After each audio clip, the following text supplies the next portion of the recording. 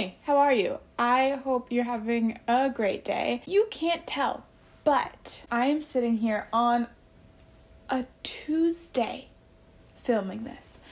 And that's pretty amazing because usually I try to upload on Friday, and that means usually on a good week I'm recording on Wednesday, but then normally it's Thursday, and then I just have to get everything edited and uploaded. But today is Tuesday. So this is amazing. And I just wanted to celebrate that. I think that this is a great achievement. Anyway, today we are doing the 2 books, 1 stone book tag. And now this is a book tag that I've never seen before. I saw Emma from Drinking by My Shelf do it. I think she did it last week, and I was like, I'm gonna write that down and I'll do that, because I was really struggling with thinking of an idea what to do for the video. And we're doing a tag. I found this tag from Emma from Drinking by My Shelf. It was originally created by Sean the Book Maniac, so thank you, Sean, for having a very well-structured book tag. I just equally cannot stand doing intros, and then once I'm in it and I'm doing the intro, I don't want to stop. So we're forcing myself to stop. Okay, here we go. First question of this book tag is, what is the second to last book I read? The second to last book that I read was Misery by Stephen King. I finished this just a few days ago. It was an interesting time. I have thoughts on this. I have thoughts on this. I definitely got to the point where I was reading it physically, and, because I have it, and I got like halfway through, and I had been reading it for a while. I usually don't need to take super long on books, especially something like this. Like, it's different if I'm reading a nonfiction or a really big book. Like, I'll take my time with certain ones, but I feel like something like this, it's not that long. It shouldn't take me that long, but it's really taking me a few weeks. So I ended up finding the audiobook and listening to it, and I really put that on like 2.8 speed. I was just trying to fly through it. This was an interesting time. I'm glad that I can say I've read a Stephen King book. I'm glad that I can say that I'm really giving horror a try. I don't know, maybe Stephen King's not my thing, because I did read another horror this month. So far, I've read one other horror, and I loved it.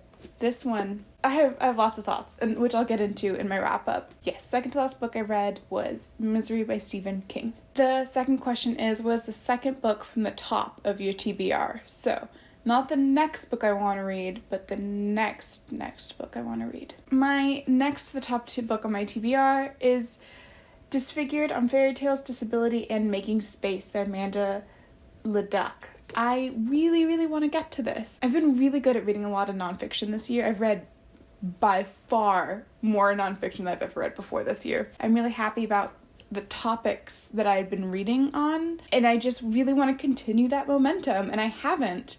So yes, this is my second book from the top of my TBR pile. Yeah. The next question is, what are 2 2-star reads that I've read? 2 2-star reads. There we go. And the first one I want to talk about is The Hazelwood by, I have it written down, I'm going to remember, Melissa Albert. Wow, sometimes my brain, it keeps stuff in there sometimes. Sometimes it really doesn't, but I'm constantly astonished. Okay, so The Hazelwood by Melissa Albert. I just didn't love it. I mean, of course I didn't. I gave it 2 stars. I really don't remember a lot from this book, which I think is a good indicator that it is a 2-star book. It's just kind of forgetful, but I do remember that it was billed as being, fairy tale and fantasy, but it really took a long time to get to the fantasy parts. Also, the characterization and the writing around one of the side characters, Finch, was really problematic. I was just trying to explain the kind of the plot of the book and why Finch is there, but as I was doing it, I kept being like, oh, that's not what happened. And all you need to know, we have our main character, then we have Finch. And Finch is a biracial boy. Finch was constantly being described as unattractive by our main character, who is a white woman, or white girl, it's YA. And that was just uncomfortable. So there's that constant undertone that I really didn't appreciate, and I thought was slightly problematic. But then there's one incident that was more noticeably uncomfy, and it was that our 2 characters are in a car and they drive up and there's a police officer there, and Finch is extremely uncomfortable. He tries to explain that because of the way that he looks, he has been and might be and continuously will be treated differently by cops, and it can often be a dangerous situation. And he's trying to explain this to her in a way to say, like, let's avoid that because of all this, like, racial tension and police brutality and everything. After hearing Finch explain this, our main character completely disregards him and still dries up towards the cops. And that just felt fishy. I didn't enjoy that, and it was kind of, like, blatantly questionable. And so there are these, like, undertones that weren't great. And then beyond that, it was just kind of boring. And it wasn't giving me what I wanted. So, yeah, a 2-star read. So the next book I'm going to talk about as a 2-star read is Without Merit by Colleen Hoover. I really don't remember a lot from this book, just probably as much as I remembered from the Hazelwood, which is good. I think I actively try to push out memories of bad reading experiences, because why would I want that when I have so many 5-star and 4-star reads that I can think about fondly? So I had to go to Goodreads and sort to find the lower ratings, and so this one I came across. I was like, yeah, it's a good one to talk about because it's really a 2-star read. At the time when I read this, I just wanted a Colleen Hoover romance, which now I am just staying away from her completely because I've had such bad experiences now, and there's some other romance authors I'll go to satiate what I was looking for. At the time I found her and I was like, oh, this is a book I haven't read yet. Yeah, I'll pick it up and I'll read it, because I'd read a few other Colleen Hoovers before that, and it just really was not what I was looking for. And I saw some other people saying that this is not a romance, or this isn't predominantly a romance like her other books are, but also it's being advertised as one, so that could be a bit of my fault that I was confused on what it was going to be. So I guess you could say this is more a book about mental health. Maybe not even mental health, just like a drama book, just like a normal fiction. I don't know what it is, but whatever it is, it's bad. I keep trying to explain what it is, and it was so not good. It was very problematic. It was so full of trigger warnings in ways that it didn't need to be. It really felt like she was trying to take on too many topics and could not do all of it. So we have mental health, we have sexuality, and we even have, like, the Syrian refugee crisis. None of them are covered in a way that I feel like does these important topics justice, and I think that's kind of insulting in some of the cases. This was just so problematic, and a lot of the issues that were brought up in the book were just completely left unaddressed and not thought through. You know, we can have books, and it's so important to have books that have very important topics and even triggering topics, but you discuss it in a good way. This one, it was just like, this bad thing happened and we're not going to give you any closure or discuss it at all.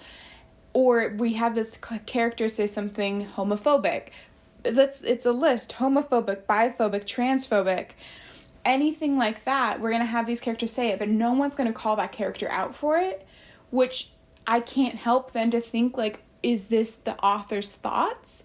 Are we thinking that this is okay then? Because we need, like, if we're presented with characters being any kind of phobic or anything like that, we need to have another character calling them out on it. Like I said, there's transphobia, homophobia, biphobia in this book that's not addressed in a good way. Also, there's a forced outing. There's a sexuality plot twist, which I just personally find so annoying. Like, it shouldn't be a plot twist. It shouldn't be like, oh my god, she's gay or he's gay or whatever. Like, that should not be there. Anyway, there's also an assault plot twist, and this assault plot twist was justified by the person's sexuality, which is just continuously increasing the incredibly harmful stereotype that members of the LGBTQIA+ community are sexual predators, which is just despicable, and I hate that it was in this book. So this book really, after looking at my review and thinking about it,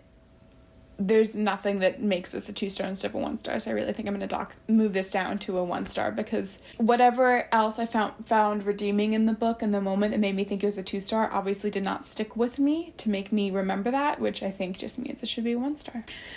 Anyway, let's move on to a happier topic. It got me worked up, but I cannot. It just makes me mad. Okay, perfect. This is exactly what we need. The next one is 2 great books by the same author.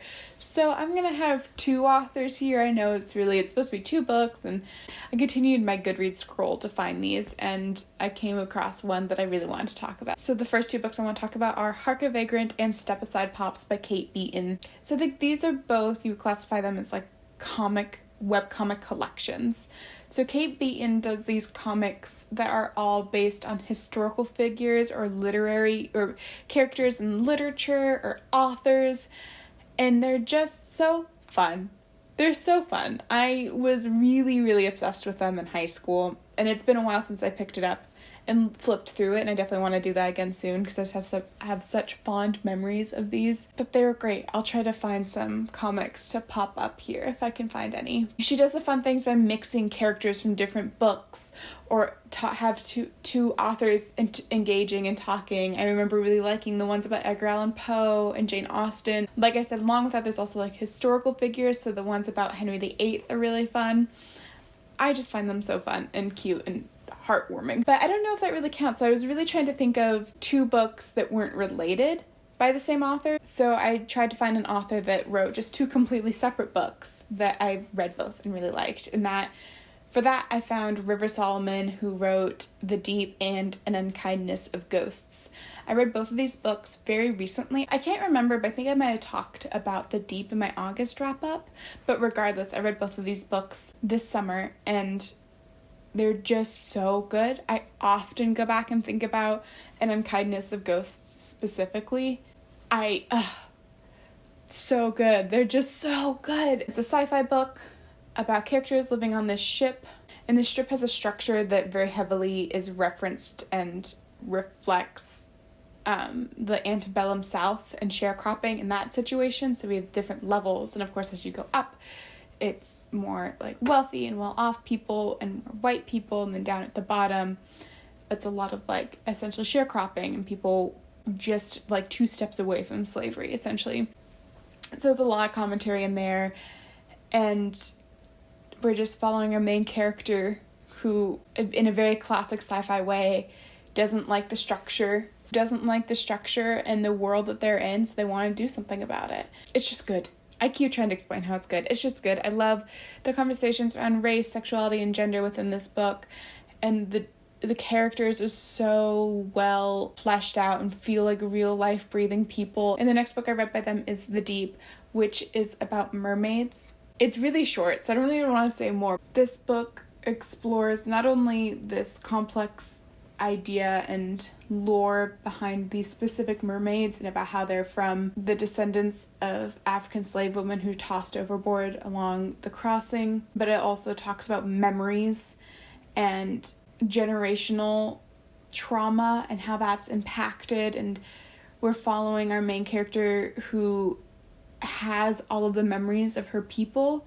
They don't have to remember the trauma and all of that happened to their ancestors, but she does and has that. It's very good. So yes, 2 great books by the same author. The next question is 2 DNFs or 2 books that you wished you had DNF'd.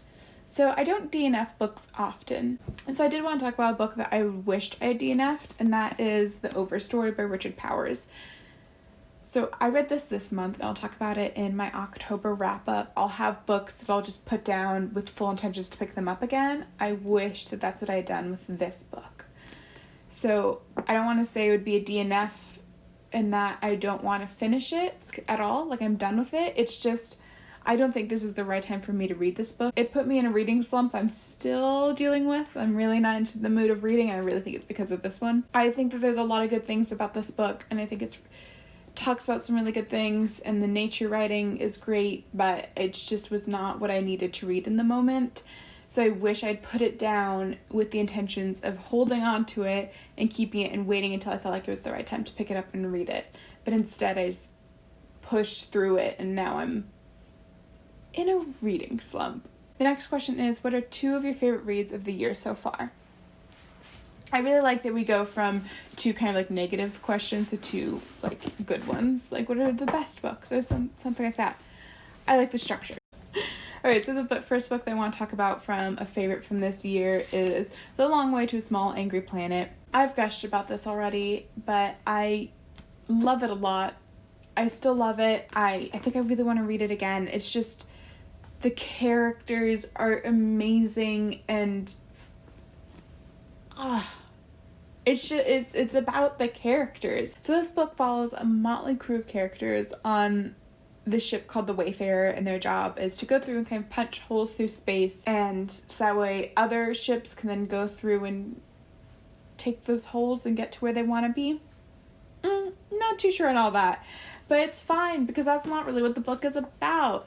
There is some like bigger plot things happening, or there's lots of like little ones and then one little bit of a bigger one towards the end of things happening, but that's not really what's important. What's important is the characters and their interactions and the humanity, and just exploring people through these very well thought out and in-depth alien species. I think it's incredible that one of the books I think is most accurately depicts humanity, like the feeling of humanity and empathy and all these very human things, is a book that is about aliens. We do have some humans on here, but aliens, I don't know. I love this so much. I have very fond memories of it. A very high fave. So the next book I want to talk about, that's a fave from this year, is We Are the Weather, Saving the Planet Begins at Breakfast by Jonathan Safran Foer. This is a nonfiction book about climate change. In this book, Jonathan Safran Foer explores climate change and what we can do to mitigate the horribleness. This was a very upsetting book to read, but an extremely necessary one, and I implore everyone to pick it up. It's not long at all. It's extremely readable. Jonathan Safran Foer is also a fiction writer. He wrote Extremely Loud and Incredibly Close. So you feel that, I think, in there. These two books are very different favorites. This one, warm and fuzzies all the way. This one, not so much, but I appreciate the way that he approached the topic. A favorite, for sure. Okay, so the last question is, what is a book that you reread? And for that one, I'm going to say Percy Jackson. So this is the last book that I have reread. I reread books, not incredibly frequently, but every year I'll have a few in there. And this is my most recent one, but in May, I reread the whole Percy Jackson series, and I loved it. I had a great time. I don't know, it was just the perfect time to read them. It was closer towards the beginning of lockdown. Everything felt bad, so I really wanted a respite from everything in the world, and Percy was exactly that. Okay, so that's the end of the tag. Finally, we've made it. This has been a very long and rambly one for no good reason again, as always, but regardless, I really appreciate you listening to me, watching me talk through this tag. Again, as always, I have everything linked below. I have all of the books. I'm on Sean's channel down there if you want to check them out. I really appreciate Sean for making this tag, so that was really fun to do. And I'll see you later. Bye! Every time I sit down to film a video, I look in the little flip-out screen. Okay, who am I kidding? I stare at the screen the whole time. Maybe at some point I'll be able to talk right to the camera, but I just want to see what I'm doing. What if I'm doing something stupid and I won't know if I'm sitting here staring at you, you know? I don't know. Can you notice? Can you tell? I think you can tell. I know my friend texted me, Fiona texted me. She was like, haha, you're looking into the screen. I was like, haha, yeah, I know. But like, how can you not? I could flip it over, but again, what if I'm doing something stupid? What if my hair is like sticking on end or something? I don't know. But what I was saying was, every time I sit down to film, I look in the viewfinder and I swear, or the flip out screen, and I swear that it's like drastically different than last time. Like the way that I've set it up, like it seems like I'm so close now. I don't know if you can tell. Oh my gosh, Fiona just texted me. I just said her name. It's like she knew.